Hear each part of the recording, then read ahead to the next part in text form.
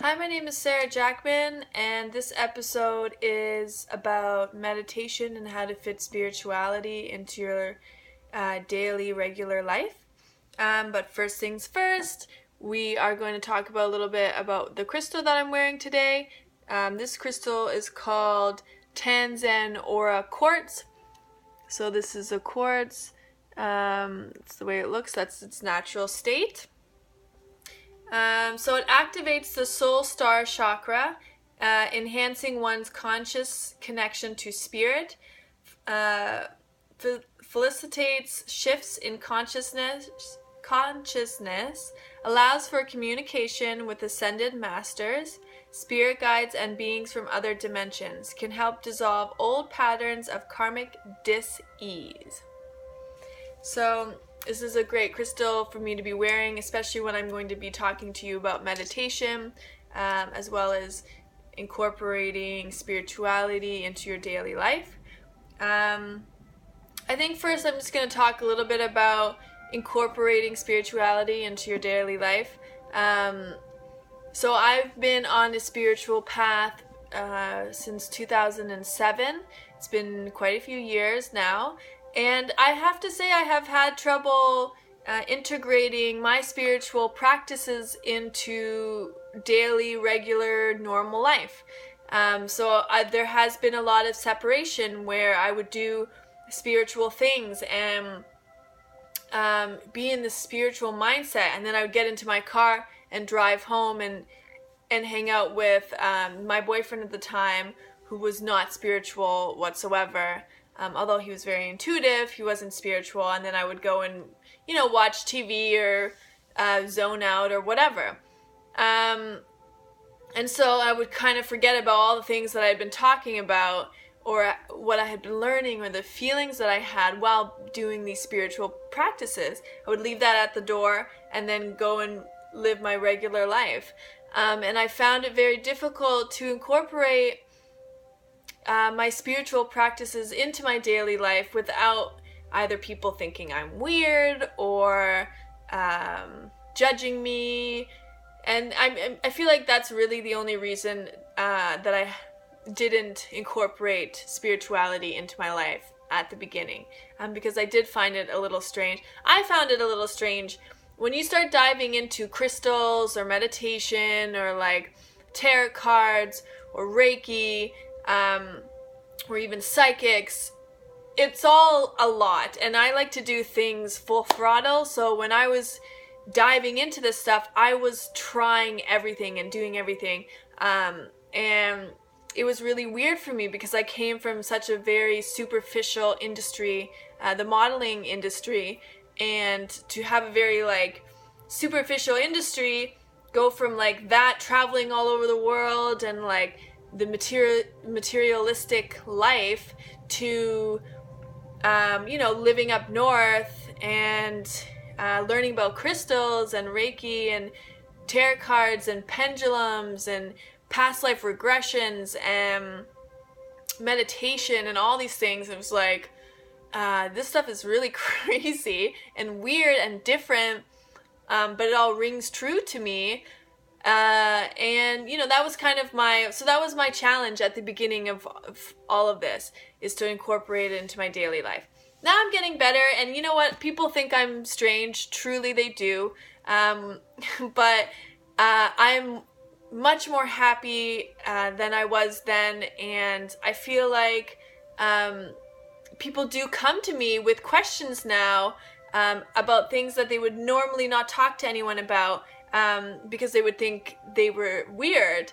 But for me, they know that I'm already weird, so they come to me and ask me these questions, and then they look into crystals if they're interested, or cards if they're interested, or if they want to talk to me about seeing a ghost, or they had a weird dream. So people come to me now with these questions because they know I'm not going to think they're weird, because I voice what I think all the time and what I do, and so I'm not ashamed of me being interested in this stuff. So that's sort of that. I think the goal, or not the goal, but a good thing is to just remember who you are, and who cares if people think you're weird if you're into tarot cards, or who cares if people think you're weird that you maybe sometimes see ghosts, or you're into crystals for some reason, you're into stones, like you don't know why, but you're into them. Like, who cares? And so you just got to become comfortable with, who you are and what you enjoy, and what centers you. Not everyone is into meditation, but people are interested in it, I think, sometimes, or for the most part, I think most people are. But that's a separate thing. But yeah, so just embrace things. If something seems like that would be fun to you, or something you want to look into it. Who cares if someone's going to think you're weird? What's the big deal, So that's that. Also, I think too, so I'm reading this book right now. It's called The Tibetan Book of Living and Dying. It is absolutely amazing. This is I can't pronounce this guy's name, but Sogyal Rinpoche is the author. He's a monk from Tibet, and he's incorporating the monks' teachings into the Western world. So he talks about that. Really great book. It is a lot to take in, so I'm slowly reading it. But I read a small chapter about meditation, and it's something different for me. I've never seen meditation or read something about meditation in this way. So I'm going to just teach you a quick... it's not a quick meditation, but it's going to take however long you want it to take. But I'm going to show you quickly how to do it, and then you can try it on your own. But it also talks about incorporating spirituality into your daily life. So it basically just be mindful on a day-to-day basis. So let's say you meditate in the morning, and then as soon as you've done the meditation, you jump up, and then you got to go about your day, and it's a super busy day, and you're running around like a chicken with its head cut off.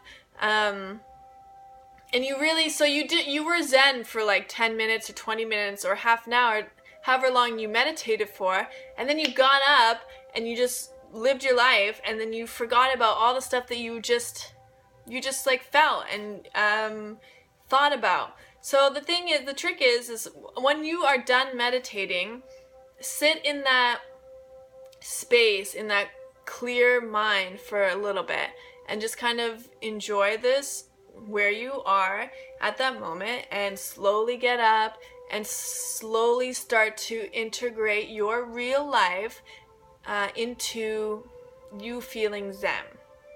Okay? And that is a great way to help with meditation and trying to be mindful during the day. Another thing is as simple as walking down the street, and usually your mind is going 1,000,000 miles per minute. I'm bad for this, and I'm just thinking about everything, and I'm walking really fast. Now, instead of doing that, why don't you take the time to walk down the street and try to think. Okay, so you're thinking about things, and then you just try to be silent for a minute, and as you're walking, you just try to... A thought passes by. Oh, I have to get dog food. So let that pass by, and then don't think about anything. Just relax. Maybe focus on like a tree that you're walking by, or a child running past you.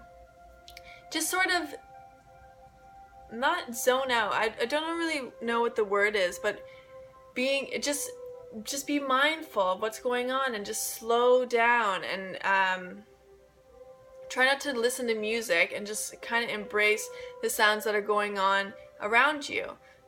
So you can do that while you're walking. You can do this at work. If you're sitting at a desk and you're, oh my God, I have this paper due, or I have this client I have to meet soon, or whatever, take a second and just try not to think about anything, and just sort of sit there. So you just sort of sit there, you lower your eyes a little bit, and you just sort of like let thoughts pass by you like the wind, you know? And try not to force anything. Don't think, oh, I don't want to think about that. Or I'm trying not to think about anything right now. Let them pass. Let them all sort of pass, and then they'll slowly start getting slower and slower and give you more and more time in between thoughts to just have a silent space. And that's kind of what the meditation is about. So I'm going to show you the meditation. I always meditate with these 2 stones now. A friend of mine from work showed me these. And these, I talked about these in my last episode. The Shiva Lingam crystals. I'm probably saying that wrong, so I apologize. So as I said, so their name describes the unique shape that they have, the oval shape. And so it's a fertility stone, and it's often worshipped by Hindus.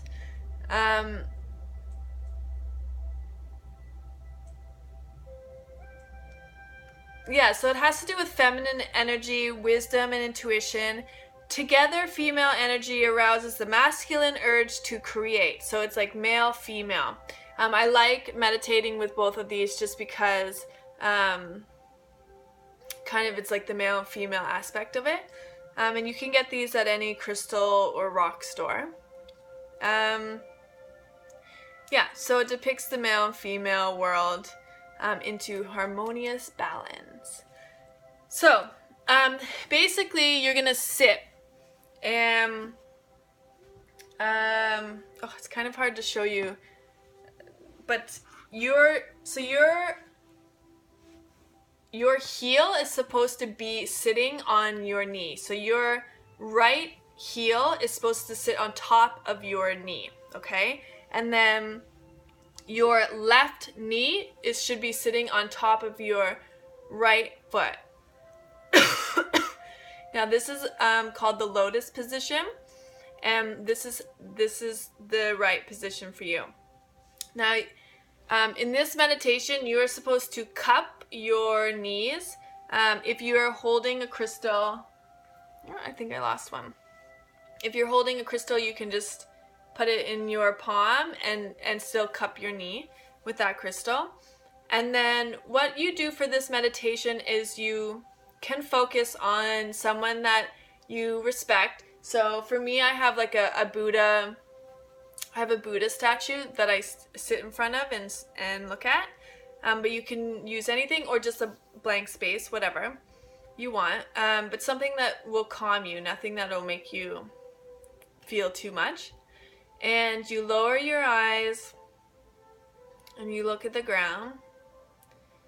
And then so your eyes are almost closed, but they are open.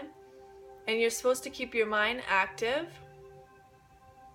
and let sort of the thoughts run past you.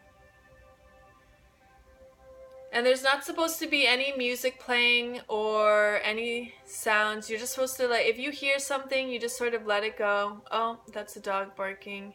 Oh, that's the garbage truck passing. And then the thoughts will become less and less, and you'll have more space in between each thought. Breathing is also very important for this.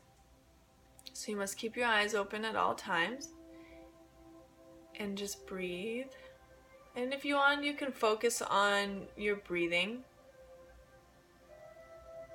But don't think about it too much. Don't force any thoughts. Just sort of let them pass by like the wind, as I said.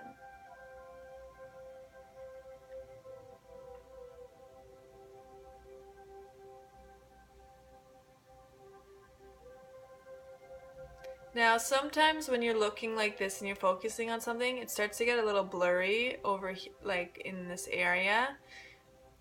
Just blink and sort of refocus your attention, because this meditation is not for you to zone out or numb out in any way. It's for you to be fully aware of what's going on around you, but being mindful of the spaces in between each thought. So the more that you do this, the more you'll have time in between each thought, and you'll get better and better at this. This is a very not difficult, but this is a very tricky meditation. And I would suggest, I have another episode previous to this one about meditating. So I would maybe try those types of meditations first. And then once you kind of got the hang of those, try this, because this is a tricky one. Other meditations just have you close your eyes and you just sort of tune everything out and you try to relax.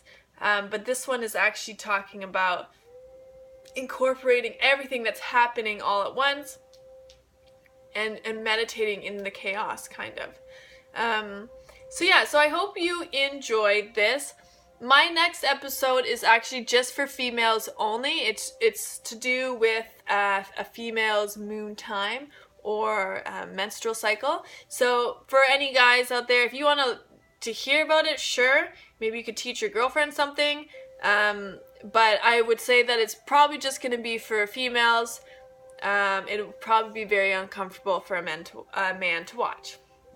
So next episode is just for females, but the episode after that will be something that everyone can watch. So I thank you so much for tuning in, and we'll see you next episode or the episode after that. And namaste. Have a great day. Thank you.